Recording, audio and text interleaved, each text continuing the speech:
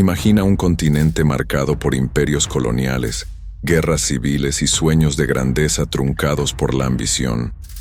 Ahora, dentro de ese escenario, quiero llevarte a la vida de un hombre cuyo nombre parece olvidado por muchos, pero cuya historia encierra una mezcla de locura, poder desmedido y una crueldad digna de un relato que parece salido de la ficción.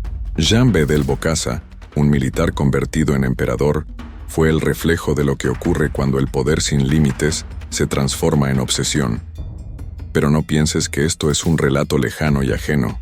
Al escucharlo, inevitablemente te preguntas, ¿cómo líderes así logran conquistar el miedo, manipular la esperanza y aferrarse a la corona mientras su pueblo se desangra?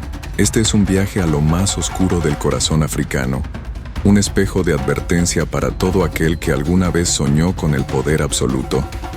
Porque al final, detrás de los discursos, los uniformes y las coronas bañadas en oro, solo queda una pregunta. ¿Hasta dónde puede llegar la locura de un hombre cuando nadie se atreve a detenerlo? Dicen que el poder revela lo que cada hombre lleva en lo más profundo de su alma. Algunos lo usan para construir naciones, otros para alimentar la esperanza de su pueblo, pero hay quienes lo transforman en un monstruo, una bestia que devora todo a su paso, hasta la cordura misma. Jean Bedel Bokassa fue uno de esos hombres, soldado, golpista, presidente y finalmente emperador. Su vida no es la historia de un simple dictador africano, sino la de un hombre que creyó que podía convertir a su país en un imperio personal, aunque para ello tuviera que hundir a su pueblo en la miseria más absoluta. Imagina el escenario. África Central, años 60 y 70, un continente recién liberado del yugo colonial, cargado de ilusiones pero también de heridas abiertas. Francia se retira, dejando tras de sí fronteras trazadas a regla y compás, gobiernos débiles y una población que ansía libertad pero que carga con siglos de explotación.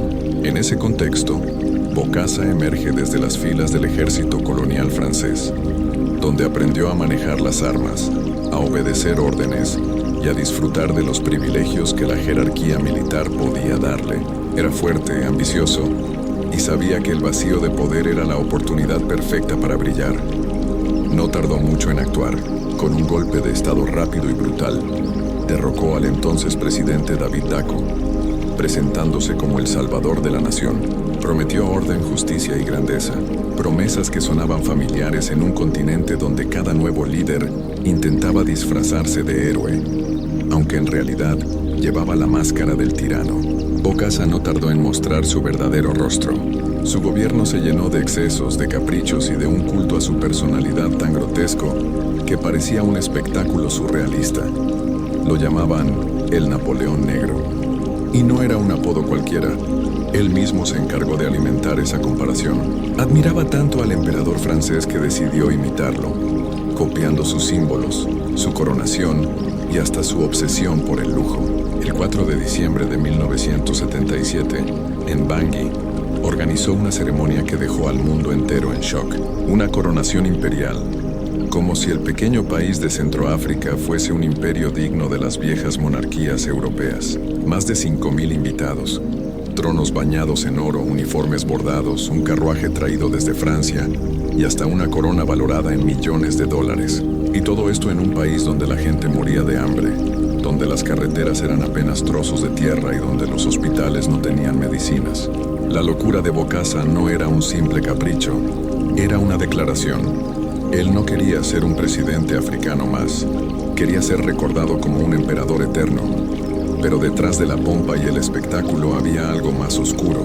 El poder absoluto lo volvió paranoico. Sus enemigos, reales o imaginarios, eran perseguidos sin piedad. La represión se convirtió en el pan de cada día. Historias de torturas, desapariciones y asesinatos rodeaban su palacio. Bokassa no dudaba en mancharse las manos de sangre. Algunos testigos aseguraban que participaba personalmente en las palizas, que disfrutaba viendo sufrir a quienes consideraba traidores. Era como si el uniforme militar nunca se lo hubiera quitado, como si hubiera cambiado los campos de batalla por un trono, pero conservando el mismo instinto brutal de un soldado acostumbrado a la violencia. Su carácter impredecible generaba miedo incluso entre sus ministros. Nadie estaba a salvo de sus arranques. Hoy podías estar a su lado en un banquete fastuoso y mañana aparecer en una celda húmeda, acusado de traición. Lo mismo ocurría con la población. La gente vivía entre el silencio y el terror. No sabías si tu vecino podía denunciarte, si una palabra maldicha podía costarte la vida. El país se convirtió en un reino de sombras, donde la grandeza que Bokassa proclamaba solo existía en su imaginación. El episodio más grotesco llegó cuando la represión alcanzó a los estudiantes. En 1979, un grupo de jóvenes protestó contra las medidas impuestas por el régimen, reclamando mejores condiciones educativas. Lo que ocurrió después fue una masacre. Decenas de estudiantes fueron arrestados, golpeados y asesinados. Se habló incluso de canibalismo, de que Bokassa había participado en la tortura y ejecución de los muchachos, y que algunos cuerpos fueron utilizados para satisfacer su sadismo. Aunque algunos detalles aún se debaten, lo cierto es que la brutalidad de aquel acto quedó marcada como una de las manchas más oscuras de su régimen. Fue el principio del fin. Francia, que hasta entonces lo había tolerado y apoyado, decidió darle la espalda. Y aquí surge una de las contradicciones más importantes de esta historia. Bokassa no fue un loco aislado que gobernaba sin ataduras. Fue, en gran medida, un producto del sistema neocolonial que las potencias europeas dejaron en África. Francia lo usó mientras le convenía, le vendía armas, lo respaldaba diplomáticamente, incluso lo felicitaba por su lealtad. Pero cuando su locura se volvió demasiado evidente y peligrosa para los intereses extranjeros, lo abandonaron. En 1979, una operación militar respaldada por Francia, conocida como la Operación Barracuda, lo derrocó en cuestión de horas. El emperador de Centroáfrica huyó como un fugitivo, dejando atrás su trono de oro, sus uniformes bordados y su corona de millones. Lo interesante aquí no es solo su caída, sino lo que representa.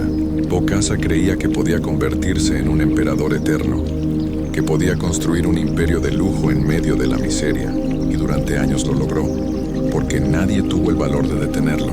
Su historia nos recuerda que la locura de un líder no se mide por lo que promete, sino por lo que ejecuta en la sombra, que un solo hombre, con ambición y violencia, puede arrastrar a una nación entera al abismo. Pero también nos enseña algo más, que el poder sin control nunca es eterno. Siempre, tarde o temprano, llega el momento en que la máscara cae y la realidad se impone. Máscara cae y la realidad se impone. Mientras escuchas esta historia, piensa en esto. ¿Cómo es posible que un país empobrecido permitiera que su gobernante se coronara emperador en una ceremonia que costó más de $20 millones? ¿Qué fuerza ciega a un pueblo para soportar ese nivel de abuso? La respuesta es compleja, pero tiene una base común: el miedo. Bokassa reinaba no porque lo amaran, sino porque lo temían. Y cuando el miedo se convierte en el motor de un gobierno, el futuro del pueblo queda condenado. Jean Bedel Bokassa murió años después, olvidado y humillado.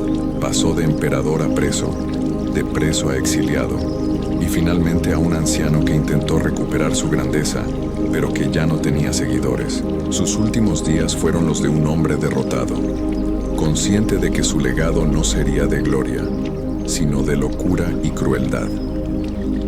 Dicen que el poder revela lo que cada hombre lleva en lo más profundo de su alma. Algunos lo usan para construir naciones, otros para alimentar la esperanza de su pueblo, pero hay quienes lo transforman en un monstruo, una bestia que devora todo a su paso, hasta la cordura misma. Jean Bedel Bokassa fue uno de esos hombres: soldado, golpista, presidente y finalmente emperador. Su vida no es la historia de un simple dictador africano, sino la de un hombre que creyó que podía convertir a su país en un imperio personal, aunque para ello tuviera que hundir a su pueblo en la miseria más absoluta. Imagina el escenario: África Central, años 60 y 70, un continente recién liberado del yugo colonial, cargado de ilusiones pero también de heridas abiertas. Francia se retira, dejando tras de sí fronteras trazadas a regla y compás, gobiernos débiles y una población que ansía libertad pero que carga con siglos de explotación. En ese contexto, Bokassa emerge desde las filas del ejército colonial francés, donde aprendió a manejar las armas a obedecer órdenes y a disfrutar de los privilegios que la jerarquía militar podía darle. Era fuerte, ambicioso, y sabía que el vacío de poder era la oportunidad perfecta para brillar. No tardó mucho en actuar. Con un golpe de estado rápido y brutal, derrocó al entonces presidente David Dacko, presentándose como el salvador de la nación. Prometió orden, justicia y grandeza, promesas que sonaban familiares en un continente donde cada nuevo líder intentaba disfrazarse de héroe, aunque en realidad llevaba la máscara del tirano. Bokassa no tardó en mostrar su verdadero rostro. Su gobierno se llenó de excesos, de caprichos y de un culto a su personalidad tan grotesco que parecía un espectáculo surrealista. Lo llamaban el Napoleón Negro, y no era un apodo cualquiera. Él mismo se encargó de alimentar esa comparación. Admiraba tanto al emperador francés que decidió imitarlo, copiando sus símbolos, su coronación y hasta su obsesión por el lujo. El 4 de diciembre de 1977 en Bangui, organizó una ceremonia que dejó al mundo entero en shock, una coronación imperial, como si el pequeño país de Centroáfrica fuese un imperio digno de las viejas monarquías europeas. Más de 5.000 invitados, tronos bañados en oro, uniformes bordados, un carruaje traído desde Francia y hasta una corona valorada en millones de dólares. Y todo esto en un país donde la gente moría de hambre, donde las carreteras eran apenas trozos de tierra y donde los hospitales no tenían medicinas. La locura de Bokassa no era un simple capricho, era una declaración. Él no quería ser un presidente africano más, quería ser recordado como un emperador eterno. Pero detrás de la pompa y el espectáculo había algo más oscuro. El poder absoluto lo volvió paranoico. Sus enemigos, reales o imaginarios, eran perseguidos sin piedad. La represión se convirtió en el pan de cada día. Historias de torturas, desapariciones y asesinatos rodeaban su palacio. Bokassa no dudaba en mancharse las manos de sangre. Algunos testigos aseguraban que participaba personalmente en las palizas, que disfrutaba viendo sufrir a quienes consideraba traidores. Era como si el uniforme militar nunca se lo hubiera quitado, como si hubiera cambiado los campos de batalla por un trono, pero conservando el mismo instinto brutal de un soldado acostumbrado a la violencia. Su carácter impredecible generaba miedo incluso entre sus ministros. Nadie estaba a salvo de sus arranques. Hoy podías estar a su lado en un banquete fastuoso y mañana aparecer en una celda húmeda, acusado de traición. Lo mismo ocurría con la población. La gente vivía entre el silencio y el terror. No sabías si tu vecino podía denunciarte, si una palabra mal dicha podía costarte la vida. El país se convirtió en un reino de sombras, donde la grandeza que Bokassa proclamaba solo existía en su imaginación. El episodio más grotesco llegó cuando la represión alcanzó a los estudiantes. En 1979, un grupo de jóvenes protestó contra las medidas impuestas por el régimen, reclamando mejores condiciones educativas. Lo que ocurrió después fue una masacre. Decenas de estudiantes fueron arrestados, golpeados y asesinados. Se habló incluso de canibalismo, de que Bokassa había participado en la tortura y ejecución de los muchachos, y que algunos cuerpos fueron utilizados para satisfacer su sadismo. Aunque algunos detalles aún se debaten, lo cierto es que la brutalidad de aquel acto quedó marcada como una de las manchas más oscuras de su régimen. Fue el principio del fin. Francia, que hasta entonces lo había tolerado y apoyado, decidió darle la espalda. Y aquí surge una de las contradicciones más importantes de esta historia. Bokassa no fue un loco aislado que gobernaba sin ataduras. Fue en gran medida un producto del sistema neocolonial que las potencias europeas dejaron en África. Francia lo usó mientras le convenía, le vendía armas, lo respaldaba diplomáticamente, incluso lo felicitaba por su lealtad. Pero cuando su locura se volvió demasiado evidente y peligrosa para los intereses extranjeros, lo abandonaron. En 1979, una operación militar respaldada por Francia, conocida como la Operación Barracuda, lo derrocó en cuestión de horas. El emperador de Centroáfrica huyó como un fugitivo, dejando atrás su trono de oro, sus uniformes bordados y su corona de millones. Lo interesante aquí no es solo su caída, sino lo que representa. Bokassa creía que podía convertirse en un emperador eterno, que podía construir un imperio de lujo en medio de la miseria, y durante años lo logró. porque nadie tuvo el valor de detenerlo. Su historia nos recuerda que la locura de un líder no se mide por lo que promete, sino por lo que ejecuta en la sombra, que un solo hombre, con ambición y violencia, puede arrastrar a una nación entera al abismo. Pero también nos enseña algo más, que el poder sin control nunca es eterno. Siempre, tarde o temprano, llega el momento en que la máscara cae y la realidad se impone. Mientras escuchas esta historia, piensa en esto.